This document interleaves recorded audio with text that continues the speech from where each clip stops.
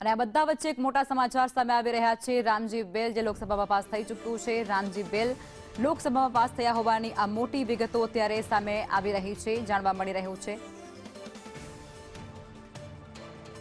भारत सरकार atomic energy commission स्थापित करती है। होमी भाभा उसके अध्यक्ष हैं।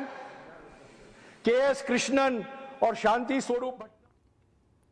तो जी रामजी बिल लोकसभा में पास थया होवानी मोटी विगतो जे सामे आवी रही छे। कागड़ फाड़ी अने विपक्षी सांसदों द्वारा सवाल उठाववामां आवी रह्या छे, जेमां शिवराज सिंह द्वारा कहेवामां आव्युं छे के जे विपक्षो छे तेमना द्वारा विरोध करवामां आवी रह्यो छे, कोई साथे भेदभाव नथी करता तेवुं तेमना द्वारा विपक्षने जवाब पण आपवामां आवी रह्यो छे। परंतु विपक्ष सतत आ बिलने लई अने जे चर्चा करी रह्युं हतुं अने आ बिलने योग्य नहोतुं गणावी रह्युं तेने लई अने हवे शिवराज द्वारा तेમને जवाब आपवामां आवी रह्यो छे। कोंग्रेस मनरेगानुं बजेट घटाड्યું હોવાના આક્ષેપો પણ તેમના દ્વારા કરવામાં આવી રહ્યા છે।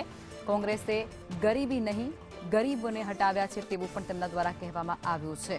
તો આ બિલને લઈ અને સંસદની અંદર સતત ચર્ચાઓ થતી રહેતી હોય છે અને ત્યારબાદ લોકસભાની અંદર આ બિલ પાસ થયો છે। જો કે સાંસદોએ તેમનો કાગળ ફાડી નાખ્યા હોવાની વિગતો પણ ત્યાંથી સામે આવી રહી છે। વિપક્ષ અમારી વાત નથી સાંભળતું તેવું શિવરાજ દ્વારા કહેવામાં આવ્યું છે। જે રામજી બિલ લોકસભામાં પાસ થતાની સાથે જ હોબાળો થવાની જે સંભાવનાઓ પહેલાથી વ્યક્ત કરવામાં આવી હતી અને તે જ રીતે હંગામો થયો છે। ભારે હંગામા વચ્ચે લોકસભાની અંદર આ બિલ પાસ થયો છે।